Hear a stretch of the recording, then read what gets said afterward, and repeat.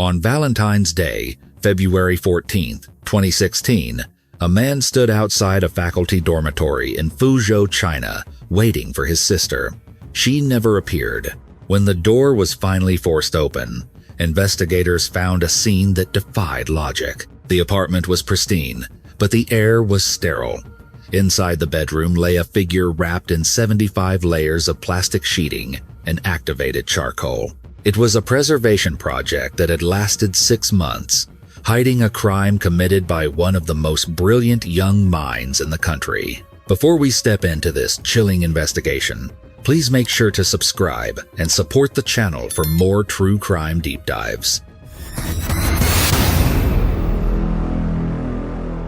It was February 14th, 2016, a day usually reserved for romance and celebration.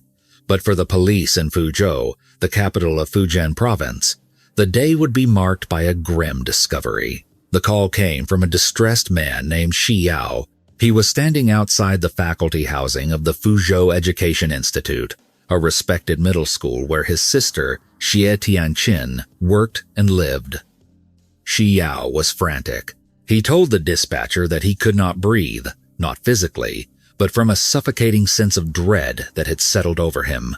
He urged the police to come to the location immediately. The backstory, as Xiao explained to the arriving officers, was confusing. Earlier that week, his nephew, a young man named Wu Xieyu, had contacted the family. Wu Xieyu was the family's golden child, a student at the prestigious Peking University. He had told his uncle that he and his mother were finally returning from a long trip to the United States. They were scheduled to land that very day, and he had asked the family to meet them at the station. The family was ecstatic. They had not seen Xie Tianqin or her son in months.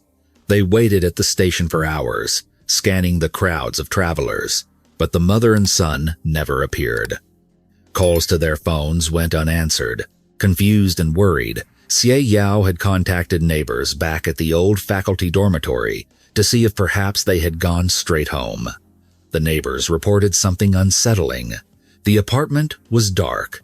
The door was locked tight, just as it had been for half a year. There were no sounds of movement, no lights, no signs of life. Driven by a brother's intuition, Xie Yao rushed to the apartment complex. With the help of neighbors, they managed to breach the front door. What Xie Yao saw inside made his blood run cold. The apartment was Unit 102, located in Building 5 of the staff quarters. It was the home of 49-year-old Xie Tianqin, a history teacher known for her strict discipline and quiet life. She lived there with her son, Wu Xieyu. However, the narrative the family had been fed was that the two of them had gone abroad for Wu's education. When police entered the unit, they did not immediately find a chaotic struggle. Instead, they found an eerie, calculated order. Officers moved deeper into the apartment, eventually reaching the master bedroom. There, they found a body.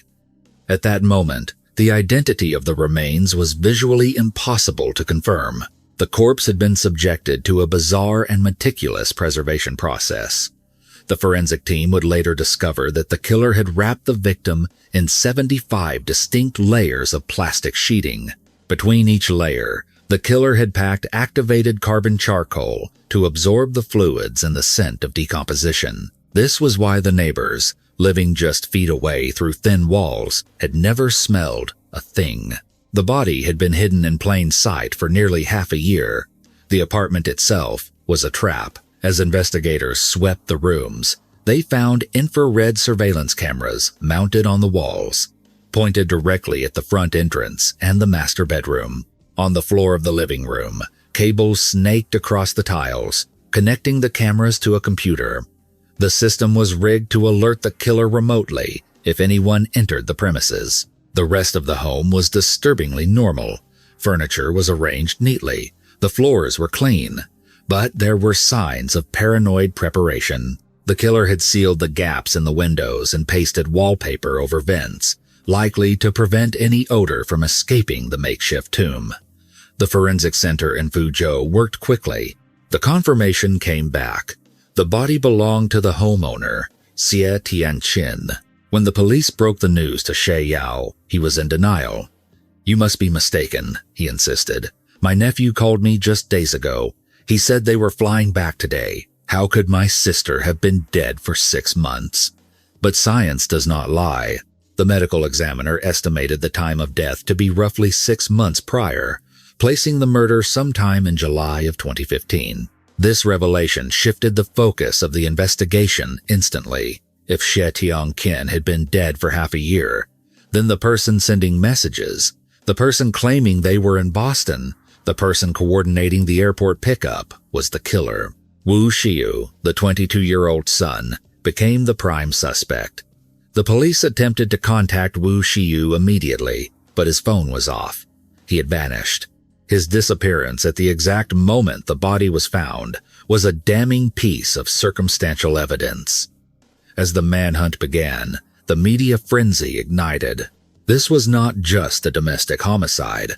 This was a scandal involving the upper echelon of Chinese academic society. Wu Xieyu was not an ordinary suspect. He was a student at Peking University, or Beta. In China, Beta is the equivalent of Harvard or Oxford. To attend Beta is to be certified as a genius, a future leader of the nation. The public was captivated. How could a young man with such a bright future, a student at the nation's top university, brutally murder his mother and then sleep in the same room with her corpse? To understand the how, investigators had to understand the who. Wu Xieyu was born on October 7, 1994, into a modest family. His parents were civil servants.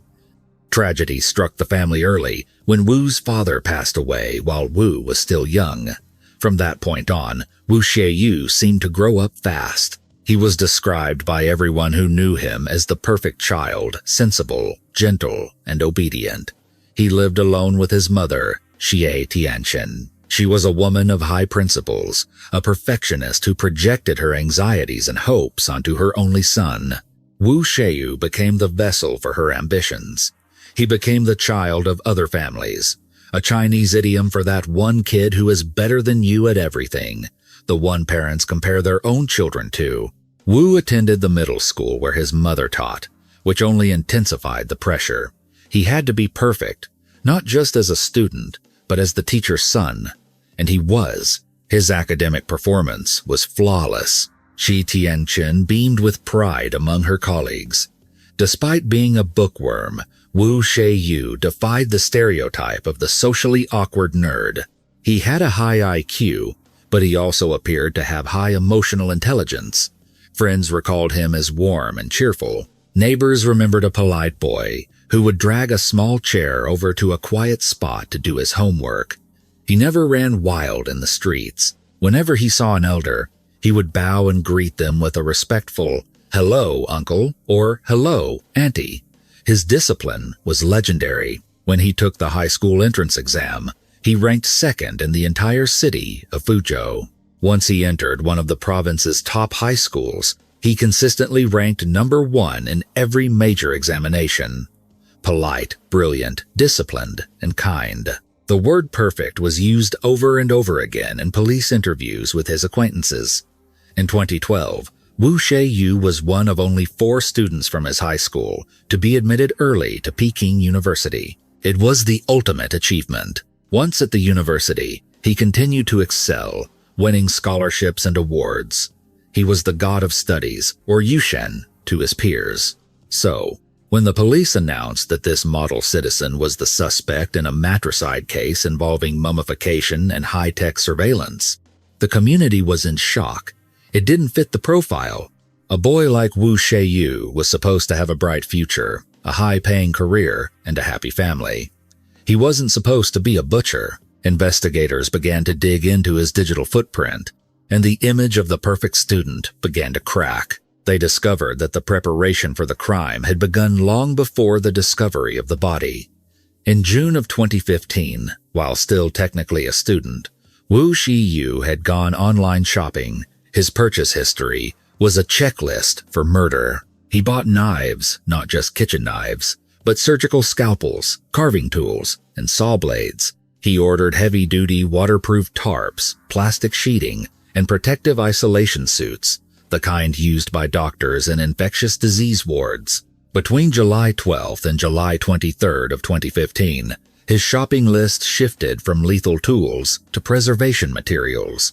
He bought activated carbon in bulk. He purchased vacuum compression bags, commonly used for storing winter clothes, but large enough for other purposes. He bought wallpaper and strong adhesives. The timeline was becoming clear. According to the investigation, Wu Xieyu had moved out of the dorms at Peking University and returned to Fuzhou for the summer break. On July 1st, 2015, he arrived home. His mother was thrilled. She called her relatives, her voice bursting with pride. "Xiao Wu is home," she told them. She planned to take him to visit his grandmother in the countryside in the coming days. Neighbors saw them together during that first week of July. A neighbor recalled meeting Shi Tianqin and her son in the hallway. Wu Xieyu greeted her warmly.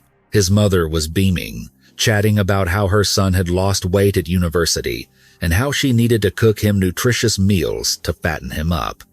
It was a picture of domestic bliss, but by mid-July, the silence began. Relatives started receiving text messages from Wu Xieyu's phone. The messages were detailed and exciting.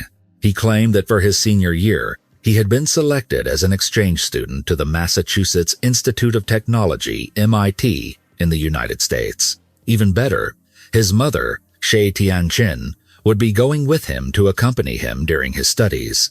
They were scheduled to fly out on July 25th. Then came the messages from Shi Tianqin's phone. They were sent to friends and family, explaining that she needed to borrow money to prove financial solvency for the visa and travel costs. It is a common requirement for Chinese citizens traveling west, so no one suspected a thing. The money poured in. Relatives transferred funds to her bank account. Police later estimated that Wu Xieyu collected 1.44 million yuan, that is roughly 220,000 US dollars, from trusting family members. By late July, a teacher at the school saw Wu Xieyu on campus. He waved and told her he was heading to America. It was a lie he had been planting for years. Even back in high school, he had told friends his dream was to study economics in the US and become an academic. Everyone who heard the news was happy for him. In August, the middle school received a resignation letter from Shi Tianqin. The handwriting looked slightly different, perhaps a bit rushed, but the administration knew she was going abroad with her genius son. They accepted the resignation without question. The police now had a solid theory. The perfect child had orchestrated a complex fiction. Based on the forensic evidence of the body's decomposition and the digital trail, the police determined that Shi Tianqin had been murdered sometime between early and mid-July of 2015. The knives, the plastic, the charcoal, it was all premeditated. The resignation letter and the text messages asking for money were all sent by Wu Xieyu after his mother was already dead. He had assumed her identity, digitally mimicking her voice to rob her friends and family, while her body lay wrapped in plastic in the room next to where he slept. From July 2015 until the discovery in February 2016, no one had seen Shi Tianqin alive. The question that haunted the investigators was, where was he now? On February 5th, 2016, 9 days before the body was found, Wu Xieyu had reached out to his uncle, Shi Yao, again. He sent a text saying that he and his mother were returning from Boston. He gave a specific itinerary, claiming they would arrive at the Putian high-speed railway station in Fujian on February 6th. He asked his uncle to pick them up so they could celebrate the Lunar New Year together. This text was the catalyst for the discovery. It was a taunt. Wu Xieyu knew he wasn't coming. When the family rushed to the Putian station on February 6th, they waited in vain. They texted. No reply. They called. The phones were off. Panic set in.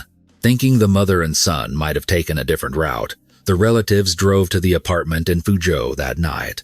They knocked on the door at 10 p.m. No answer. Xie Yao's suspicion grew. He went to the local police station that very night, to file a missing persons report. At first, the police were skeptical. Two adults, potentially dodging debt or simply traveling, isn't always a police matter. The family denied the debt theory instantly. Xie Tianqin was frugal and responsible. By February 9th, the second day of the Lunar New Year, the family was conducting their own investigation. They called Xie Tianqin's colleagues. That is when the timeline fell apart. One teacher mentioned seeing Wu Xieyu in late July 2015, but Wu had told the family they flew out on July 25th. The dates didn't match. Another teacher revealed that Xie Tianqin had never personally mentioned going to the U.S. The news had always come secondhand or via text. Xi Yao realized something was terribly wrong. He contacted the school leadership and begged them to open the apartment.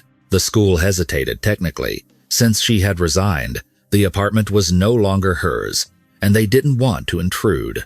It wasn't until Xie Yao returned on February 14th, determined to break the door down himself, that the truth was revealed. But while the family was analyzing timelines and knocking on doors, where was the killer? The police checked surveillance footage from ATMs. They found a clip from February 4th, 2016, just days before the "I'm coming home" text. Wu Xieyu was not in Boston. He was not in Fuzhou. The camera captured him withdrawing cash from an ATM in Henan province, hundreds of miles away. He was in China. He had been in China the entire time. On March 3rd, 2016, just weeks after the discovery of the mummified remains in the faculty dormitory, the Fuzhou police issued a public suspension notice. They offered a reward of 10,000 yuan, or roughly $1,500, for information leading to the capture of Wu Xieyu. But the trail was cold. The student who had once been the pride of the province had seemingly evaporated. Realizing the severity of the crime and the high profile of the suspect, the authorities escalated the case. They issued a Class A warrant, the highest level of priority for a fugitive in China. The bounty was raised to 50,000 yuan, about $7,500. His face, usually seen in yearbooks and honor rolls, was now plastered on wanted posters across the nation. Yet, despite the surveillance state and the public outcry, there was no breakthrough. Months turned into years. The story of the Matricide at the Education Institute began to fade from the daily news cycle, drifting into the realm of urban legend. It would take 3 long years for the law to catch up with the genius. The breakthrough finally came on the morning of April 20th, 2019. The location was the Zhongbei International Airport in Chongqing, a sprawling metropolis in southwestern China, roughly 900 miles away from the crime scene. Wu Xieyu was attempting to enter the departure area. As he walked toward Gate 3 of Terminal 2, he blended in perfectly with the sea of travelers. He looked like any other young professional. However, he was walking into the gaze of China's Sky Eye network, one of the most sophisticated facial recognition systems in the world. As he waited in the security line, the cameras captured his face. The system ran his biometrics against the national database of fugitives. It flagged him instantly. The system snapped 4 distinct images of his face in rapid succession.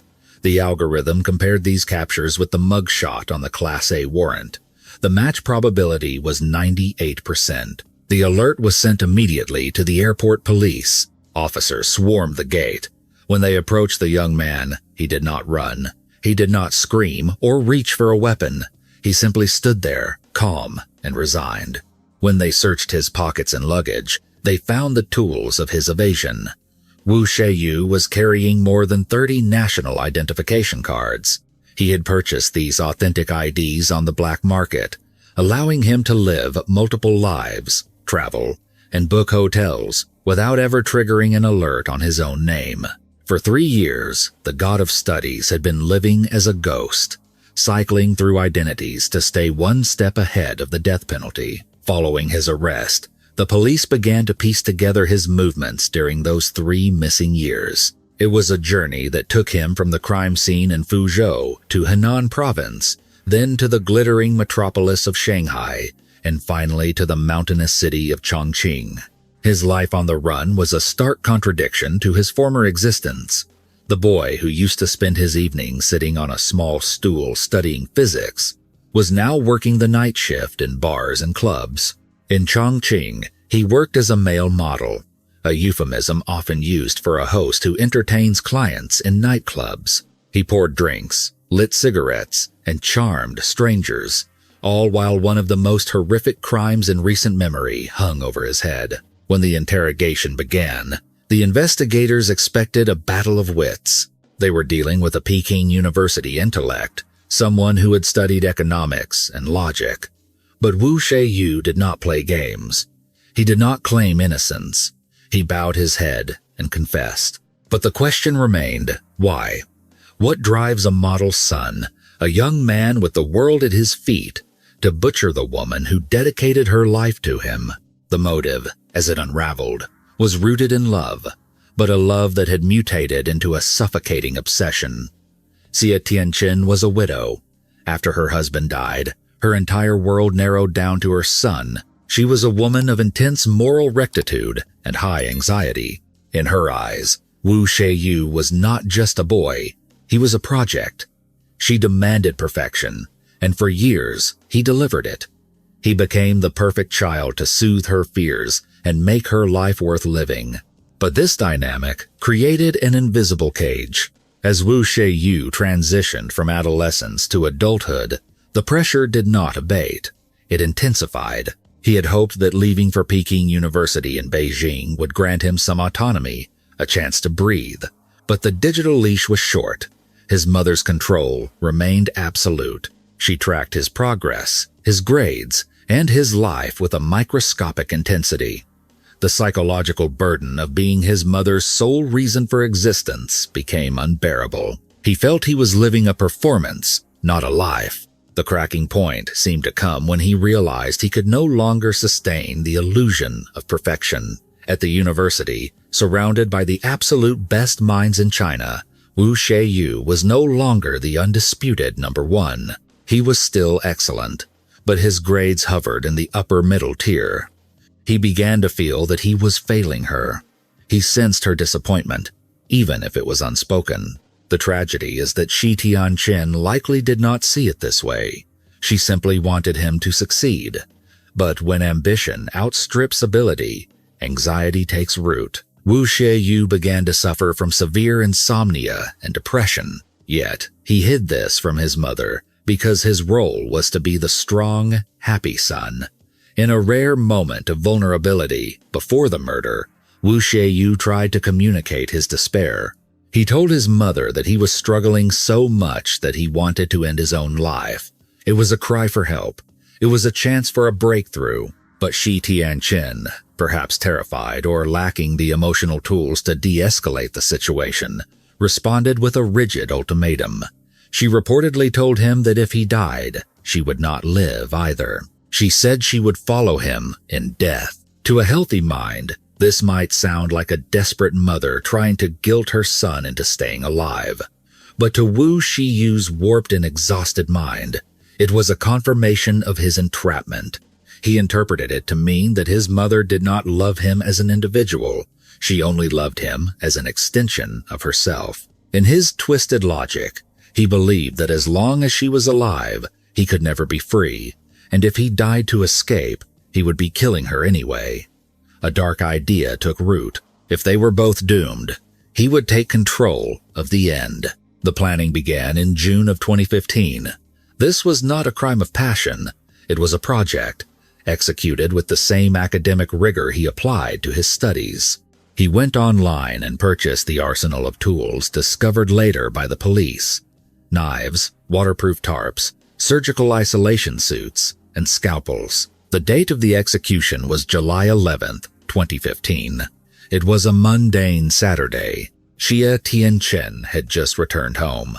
As she bent down near the entryway to change her shoes, a moment of total vulnerability Wu Xieyu struck. He attacked his mother from behind. The details of the actual killing are brutal in their simplicity. She never stood a chance. But what happened next separates this case from a typical homicide. Wu Xieyu did not flee in a panic. He did not call the police in a fit of remorse. Instead, he checked into a hotel near the community. For the next 21 days, he maintained a grotesque routine. He would sleep at the hotel, and during the day, he would commute back to the apartment, back to the crime scene to work on the body. Between July 12th and July 23rd, his online shopping continued. He ordered activated carbon, plastic wrap, and vacuum bags by the dozen. He approached the disposal of his mother not with rage, but with a chilling, clinical detachment. He cleaned the blood. He erased the fingerprints. Then, he began the wrapping process. He wound layer after layer of plastic sheeting around her body, placing packets of activated charcoal between the layers to neutralize the smell. He did this 75 times. By the end, his mother's body was a preserved object, sealed tight against the elements. He later told police that he treated the process like creating a specimen. He placed the wrapped body on her bed. In a bizarre final touch, he installed the cameras and the alarm system, turning the apartment into a sealed tomb that he could monitor from afar. Once the project was complete, Wu Xieyu walked away from his life. At the end of July, he took a train out of Fuzhou. However, in October, his ID was flagged at a hotel in Fuzhou again. He had returned briefly, perhaps to check on the apartment or to retrieve documents, but he managed to slip away before anyone noticed. A former classmate recalled speaking to Wu Xieyu on the phone on October 7th, which was Wu's 21st birthday. The classmate had no idea that Xie Tianqin was dead. On the call, they discussed the future. Wu Xieyu calmly mentioned that he was planning to go abroad after graduation. His voice was steady. There was no tremor of guilt, no hint that he was a fugitive killer. While he was on the run, Wu Xieyu underwent a radical personality shift. It was as if killing the source of his repression had unleashed a chaotic, hedonistic alter ego. He had 1.44 million yuan, or over $200,000, in stolen funds. He burned through it with reckless abandon. The disciplined student who once saved every penny now threw money at lottery tickets, gambling on long odds. But his primary outlet was sexual. He frequented brothels and hired sex workers regularly. This was a direct rebellion against the puritanical upbringing his mother had enforced. During his time in Henan and Shanghai, he reportedly entered into a relationship with a sex worker. He became obsessed with her. Reports indicate he spent over 100,000 yuan, or $15,000, on this woman alone. He even proposed marriage to her. He was trying to build a new life, a shadow family, using the blood money he had extracted from his real family. He filmed sexual encounters, satisfying a voyeuristic and exhibitionist streak that had been deeply suppressed. When asked later why he wrapped his mother's body so carefully rather than disposing of it, Wu Xieyu offered a glimpse into his delusions. He told investigators that he believed a person's soul resided in their head. He claimed he had thought about preserving her because he wanted to help her ascend to heaven more easily. He admitted that at one point he had planned to kill himself after killing her, to complete the tragedy, but fear took over. The survival instinct kicked in, and he chose to run instead. This confession paints a picture of a young man who was intellectually brilliant but emotionally stunted. A boy who viewed his mother as a terrifying deity that had to be appeased. Even in death, the neighbors and relatives who were interviewed painted a tragedy of missed signs. They remembered the polite boy, but now they saw the cracks. They realized that his extreme politeness was a defense mechanism. A college classmate named Gao Jian shared a strange anecdote with reporters. Once, Wu Xieyu sent him a text message simply asking, "Hello, what are you doing?" It seemed normal, but Gao Jian found it oddly formal. Later, he discovered that Wu Xieyu had sent the exact same robotic message to dozens of other classmates at the same time. It was a script. Wu Xieyu had been scripting his social interactions just as he scripted his academic success. He knew how to act like a friend, but he struggled to actually connect. He was a people pleaser to a pathological degree. He would pat people on the shoulder, nod enthusiastically, and agree with everything they said, desperate to avoid conflict. This inability to assert himself, to say no to his mother or to the world, built up a reservoir of resentment that eventually exploded in violence. When he arrived at Peking University, the reality check shattered his fragile ego. In high school, he was the undisputed king. He didn't have to try to be liked. People gravitated toward his success. But at the university, he was just another smart kid in a sea of geniuses. He could not stand out. The adoration stopped. The validation dried up. And in that vacuum, the voice of his mother, real or imagined, became a torment. He felt he had lost his utility. If he couldn't be the best, he couldn't make her happy. And if he couldn't make her happy, he had no purpose. The tragedy of Wu Xieyu is not just about a murder. It is a condemnation of a high-pressure parenting style that values achievement over humanity. It echoes other tragic cases in Asia, where the pursuit of academic excellence destroys the child. After the case was closed and the details were released to the public, a debate ignited. Some believed that Wu Xieyu was a cold-blooded psychopath who had successfully hidden his true nature for decades. They pointed to his calm demeanor at the airport, his calculated purchase of the knives, and his ability to party with sex workers while his mother rotted in plastic. They argued that he could have disappeared forever. If he had just kept his mouth shut, if he hadn't sent that text to his uncle in February 2016, the body might have sat there for years.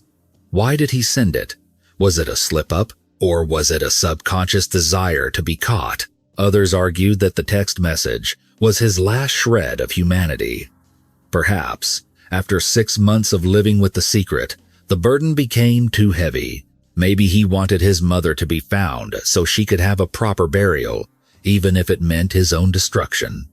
Regardless of the interpretation, the god of studies had fallen. The boy who was destined to change the world had indeed made headlines, but not for his contributions to economics or science. He had become a cautionary tale about the dark side of perfection. The interrogation of Wu Xieyu was less of a cat-and-mouse game and more of a psychological autopsy. As investigators peeled back the layers of the 25-year-old's mind, they found a personality structure that was as fragile as it was brilliant. To the outside world, Wu Xieyu was a statue of excellence, carved from the marble of discipline and filial piety. But inside, the statue was hollow. The police and forensic psychologists began to reconstruct the timeline of his mental collapse, relying on interviews with classmates who had known him during his years at Peking University. One particular anecdote stood out, serving as a chilling example of Wu Xieyu's robotic social mimicry. A college classmate named Cao Jian recounted a strange interaction that had puzzled him for years. One evening, he received a text message from Wu Xieyu. It was short, polite, and completely devoid of personality. It simply read, "Hello, what are you doing right now?" Cao Jian was confused. They were classmates, but not close friends. The formality of the message felt alien, like a line of code executed by a machine rather than a casual check-in from a peer. When Cao Jian mentioned this odd interaction to other students the next day, the room went silent. Several other classmates pulled out their phones. They had all received the exact same message at the exact same time, down to the punctuation mark. Wu Xieyu was not reaching out for connection. He was broadcasting a simulation of friendship. He had learned that normal people check in on their friends, so he executed a batch command to perform normalcy. He would slap classmates on the back, nod enthusiastically at their jokes, and greet everyone with a high-energy smile. But it was all a performance. He was a people-pleaser in the most pathological sense of the term. He had spent his entire life suppressing his own desires to reflect the expectations of others. First his mother, then his teachers, and finally his peers. He had no true self. He was simply a mirror reflecting what he thought the world wanted to see. This loss of self-identity accelerated when he arrived at Peking University in 2012. For his entire childhood in Fuzhou, Wu Xieyu had been the undisputed king of the hill. He did not just pass exams, he crushed them. He was the genius, the prodigy, the one destined for greatness. Teachers adored him. Other parents envied him. He thrived on this validation because it was the only currency his mother, Xie Tianqian, accepted. But Peking University is a different ecosystem. It is the gathering place for every provincial prodigy in China. Suddenly, Wu Xieyu was just one genius among thousands. He was no longer unique. Despite his hard work, his grades slipped from the top of the class to the upper middle. To a normal student, this would still be an achievement. To Wu Xie, it was a catastrophe. He began to project his own insecurities onto his mother. He felt her disappointment radiating from hundreds of miles away, even if she did not explicitly say it. He convinced himself that he could no longer generate the happiness that sustained her life. If he was not the best, he was nothing. And if he was nothing, then her sacrifice was in vain. The pressure cooker finally whistled in the spring of 2015. Wu Xieyu, exhausted by the charade of perfection, approached his mother with a confession. It was perhaps the only moment of genuine vulnerability he had shared with her in years. He told her, in no uncertain terms, that he was suffering. He told her that the pressure was too great and that he wanted to end his own life. This was the turning point. It was the moment that sealed Xie Tianqian's fate. A mother with healthy emotional boundaries might have panicked, cried, or immediately sought psychiatric help for her son. But Xie Tianqian was a woman who had entwined her soul completely with his. Her response was not to offer him a way out, but to lock the door. She reportedly looked at him and said, "If you do that, I will go with you. If you die, I cannot live either." To Xie Tianqian, this was likely a declaration of absolute love, a way of saying, "You are my everything." But to Wu Xieyu's warped, depressed, and logical mind, it was a threat. It confirmed his darkest fear. He did not own his life, and he did not even own his death. He was trapped. He realized that as long as his mother was alive, he could never be free. If he killed himself, he would be a matricidal failure who took his mother down with him.